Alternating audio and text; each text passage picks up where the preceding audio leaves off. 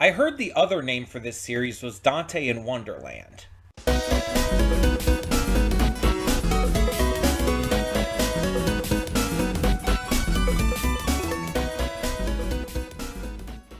Hey everyone, welcome to Princess Gay. I'm your host Connie, and today we are here with episode 2 of Devil May Cry. So the first episode was really good. It was very enjoyable, had a lot of great action, had some cool thrills, some great designs, fabulous voice acting and everything. And of course, a very interesting story. So we kind of got just the start of things. We got things kicking off, and since watching or reacting to the first episode last week, we are now doing this series as another series for Mondays alongside One Piece and the YouTube reactions. Um, we're going to continue to go through this and just see how it goes down. Now, apparently, this series isn't like going by like the actual like full timeline slash lore of the original games and everything.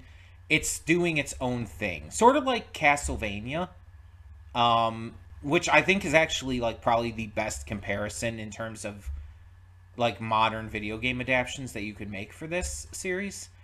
It's very much like the Castlevania series, where it's like, yeah, it's obviously inspired and based off of specific media, but it's also doing its own thing. It's choosing, instead of like directly and closely following the story of the games, it's choosing to be a little more of its own continuity, which I think is what video game adaptations should be more often than not. And let's get into hot take time, because let's talk about that. I do not think video game adaptations, whether it's a movie, a series, etc., should be one to one. And that seems to be an unpopular opinion, because a lot of gamers apparently who have played the Devil May Cry series are bitching about this episode or this series because it's not following the games, because it's its own unique thing. It's following its own lore and its own version of the lore, its own version of the story and everything. It's doing a unique take on it. And apparently Devil May Cry fans are pissed about that. And I'm like thinking, like, you just want the same story again? You just want the exact same story from the games again. Just go play the fucking games again then. No, an adaptation is not meant to be a one for one of a work. It is meant to adapt it to a different medium a lot of the time. And it is meant to adapt it to that medium by making it work for that medium in a new but familiar way. Now, if it goes too far different, then yes, it tends to be a problem. You want it to still retain at least the ideas, themes, concepts, etc. of the work it's adapting from. But having it be its own thing is not a bad thing. Or having it like branch off into new places is not a bad thing. I haven't started watching it yet. I know the first episode of season 2 just came out for Last of Us. But for season 1, which I did watch, remember that the highest rated episode of season 1 was completely original. It took characters from the first game and did a completely original take on them with Bill and Frank. And it was the most beloved episode of season 1 by far. It wasn't even close. It was that well received. And it made me cry like a bitch. But it's like it diverged and it became something great, something better, because it was different, because it handled things in a different way. And of course, the acting was also great too, but Nick Offerman's pretty much always great. um,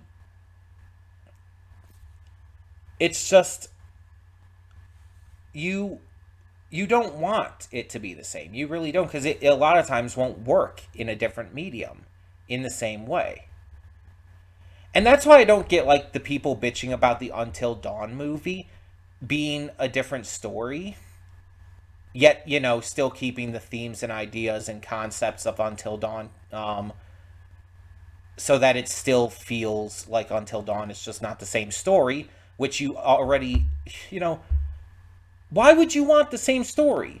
Until Dawn is a very story focused game. A lot of people would say, like, you're basically already watching a movie and playing, like, very little, which is not even true for Until Dawn, but people would already say that with that kind of game, and they always do. And it's just like, it even just had a remake come out. Why would you just want that story again? There would be no point to that. That would be a complete waste of time and money to just tell the exact same story. So instead, they choose to do something new with it. New characters, but still the same vibe, the same ideas, the same themes. And you even have one of the same actors from the game. You get like certain aspects of the games in it, such as the Wendigo. It's like, what is there to not be happy about? Again, if you just want the exact same story again, just go play the game. Because your bitching is just wasting everybody's time. There's a lot of us who are extremely excited for that movie. And don't want to hear, like, you haters incessantly whining about it. Maybe that's just a me thing. But some of the best video game adaptations out there are the ones that take risks and do new things. See the Sonic the Hedgehog movies. Like, they're not good because they make all these references and, have all this familiar territory in them. No, they're good because they give you a new twist on the classic games that make them feel different and unique and interesting. The Last of Us series does this as well. There's many, many scenes in the first season that just are not in the game.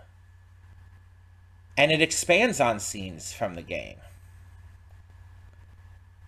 It's just, it's its own thing that still takes from the original source material while enacting a unique original vision on it. And so I can't understand the people who are complaining about this series just not being a one-for-one of the games. Makes no sense to me. And I'm speaking as someone who's never played Devil May Cry. I mentioned that last time. I never played these games. I've never seen them played. But apparently you can get the HD collection on PS5. So there's that. Maybe I'll play it in the future. But yeah. I just feel like it's a stupid complaint. Because it's like, you should want it to be its own thing so that it stands out. It's just, it's so dumb. It's so dumb. I'm very excited to see more of this because it started off so good. Like, we got Kevin Conroy in his last ever role as the vice president. We got Johnny Young Bosch as Dante. And so many other great actors in here who just really sell everything exceptionally well. I'm really excited to see where this story goes, and hope that it really continues to be exciting and fun and unique and interesting. That's the best I could hope for, honestly. So, let's get into this episode and see what we have in store.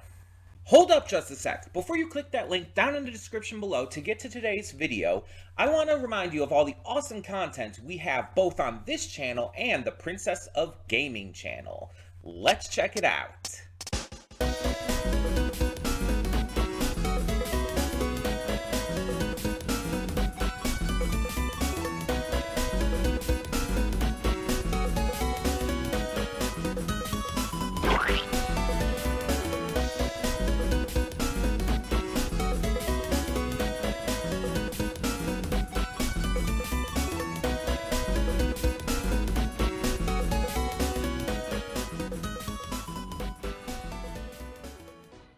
And we are back, and we'll begin with spoilers in 3, 2, 1, now. So watch out, we're going to talk about the voice actors here for a moment. Because I definitely want to talk about the voice actors specifically here. So, oh, there's one I didn't look up that I wanted to look up real quick. Scout Taylor Compton is Mary Arkham, Lieutenant Mary Arkham. Oh, shit. Yeah, apparently she was Laurie Strode in the 2007 remake of Halloween. That's a wild role. That's interesting.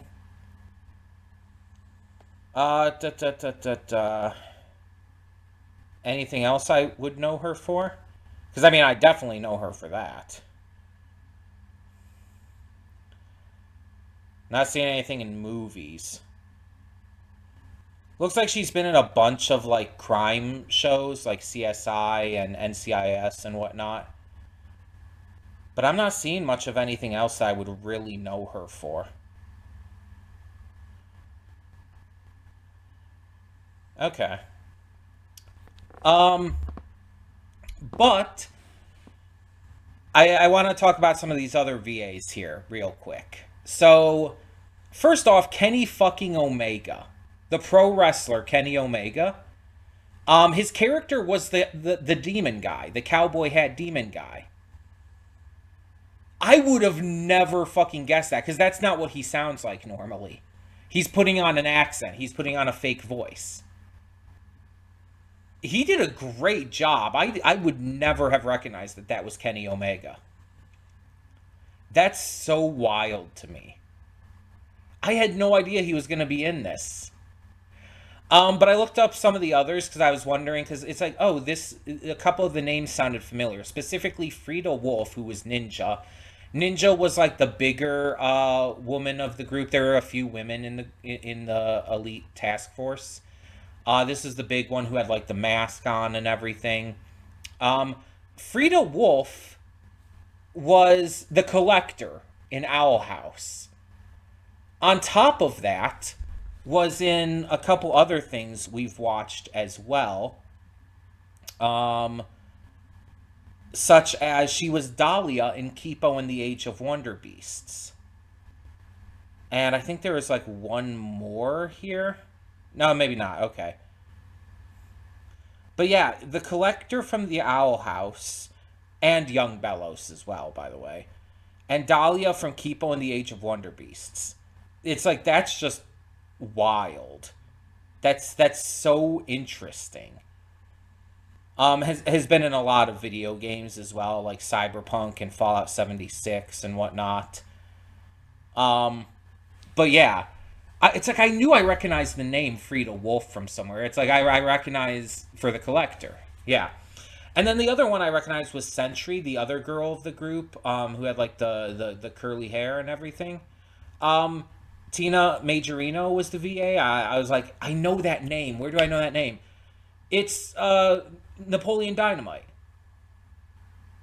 She's the girl from Napoleon Dynamite. Deb. I love Napoleon Dynamite. It's one of my favorite comfort movies. She's absolutely. I absolutely knew I recognized the name. She's Deb from Napoleon Dynamite. Runs the photo studio, has the little boondoggle keychains and everything. Yeah. I would have never guessed that either. Like, I know Napoleon Dynamite came out like 2 decades ago, but still, I would have never guessed that was her based on the voice. That's so wild to me. That's so wild. That's crazy. Um, but yeah, it's just that's really cool. But let's actually talk about the episode. So I actually was surprised that the government and everything is not actually going to be working with Dante, because that's kind of the vibes I got from episode one. No, instead they were just after his pendant, and so they're kind of working against him, and even capture him in the end. Um, we're introduced to another character who's obviously going to be extremely important. She's in the opening, Lieutenant Mary Arkham, and she has a very notable character design. That's definitely how you know she's going to be important. She has iridescent heterochromia, which is not something you see very often. So it's always really fun when you get to see that. Um, but she's definitely super important. And through her, we actually find out that Dante is half demon, which is something he clearly didn't even know. He is a hybrid, and I'm betting you anything he is a descendant of Sparta. Like, everything seems to be hinting at that specifically. The fact that part of Sparta's gem is handed down as like a family heirloom and everything. It's like that just, it has to be, right? Now, I don't know if that's saying Sparta's his father or grandfather or whatnot. I'm assuming it's multiple generations in the past. Because, like his mother said in the flashback, that um, it was, it's been passed down and everything, so it's probably been many generations, but still. That's really interesting. Because I knew, like, I had heard before, like, from the games, that Virgil comes back as half demon. And maybe in the games, like, the half demon heritage isn't revealed until after Virgil comes back. So maybe that's part of it. Or maybe I just heard slightly wrong. It's possible. um, but what's interesting about that as well is Dante specifically mentions, like when talking to Enzo about the shapeshifter taking the form of Virgil, he specifically says it's like not what he would actually look like if he were alive today, but close enough. And it's like, isn't that how Virgil looks? Like, from everything I've ever seen of Virgil, isn't that how he looks?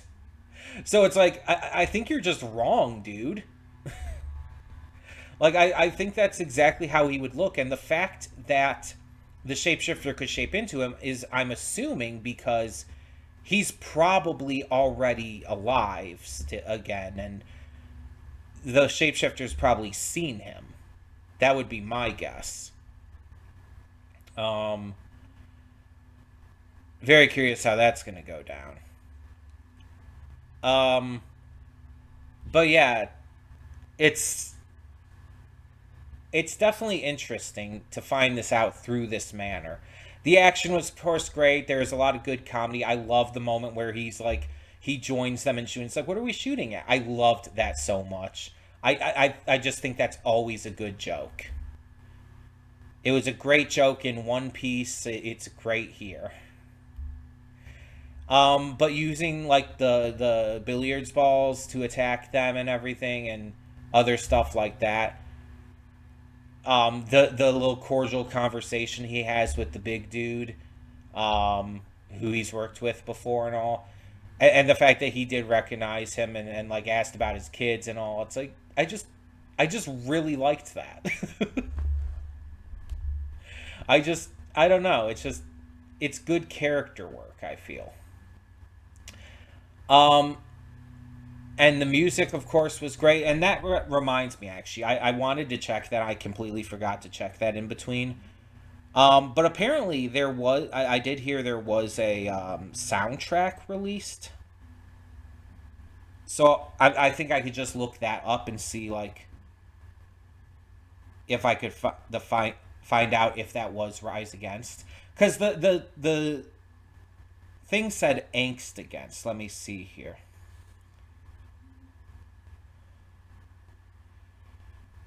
I'm not seeing anything that says Rise Against here on this listing. I see Evanescence, Limp Bizkit, Rage Against the Machine. Could that have been Rage Against the Machine and not Rise Against? Papa Roach, Casey Edwards, Crazy Town, Green Day, and Gunship. Okay.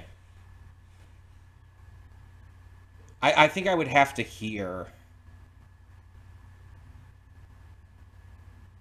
I think I would have to hear the Rage Against the Machine song. It was probably that. It was probably that.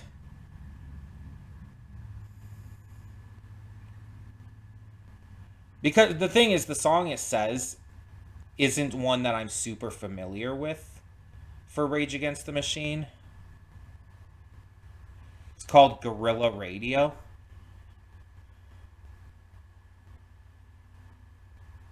Okay, like looking at the lyrics isn't gonna help me here. Let me actually. I don't think it's gonna be listed here. Oh, it might be. I don't know.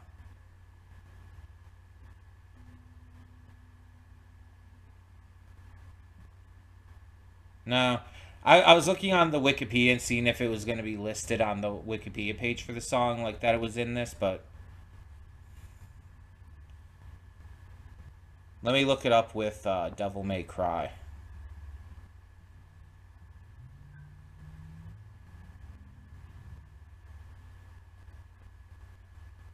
Okay, so I looked up Rage Against the Machine, Guerrilla Radio, Devil May Cry, and the first thing that pops up is a video from Netflix and Facebook that's showing the scene that we watched in there where he's like jamming out like with the air guitar while Enzo's like there. So yeah, it looks like it was Rage Against the Machine, not Rise Against. Yeah, like okay. I was like while listening, I'm like, is this Rise Against? And I was questioning it because it's like Rise Against and Rage Against the Machine have a vaguely similar sound sometimes, but for the most part they don't sound that much alike. So I was questioning it because I was like, I was thinking in my head like that's not Rise Against, right? But again, the record said Angst Against. So that was instantly my thought with it. Hold on, let me go back and look at the record again. How about that? Let's do that. I have it muted so that we won't have to worry about that. Okay, I think it was after this shot here. Here we go. Angst Against the Device. Oh. Oh, okay. Now, see, I was looking at the top and bottom text as two entirely separate things. The bottom part says the device, and I was thinking like that was the song. And so like Angst Against, I thought was like their way of like putting it in, like putting in Rise Against without being able to. No, it's Angst Against the Device. Like Angst Against the Device, Rise Against the Machine. I'm dumb. I'm just fucking dumb. I'm just stupid. I got it in my mind, Rise Against, because I read the stupid record wrong. I entirely just read it wrong. And again, like I said before, Guerrilla Radio is not a song I really know from Rage Against the Machine. So it's not something that I would instantly recognize anyway.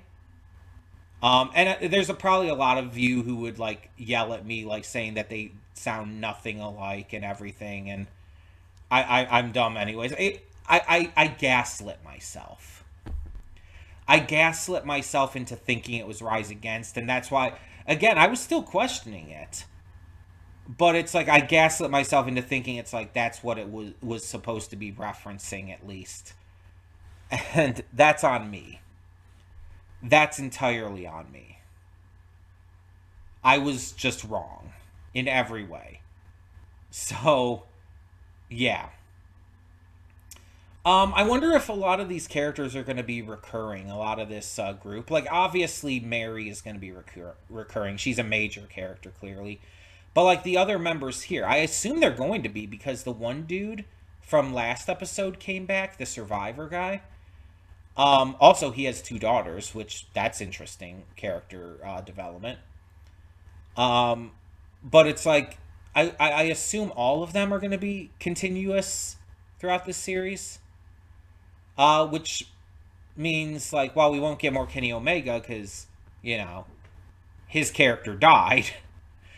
We'll get more Tina Majorino and more Frida Wolf. And that's pretty neat. That's pretty cool. I can dig that.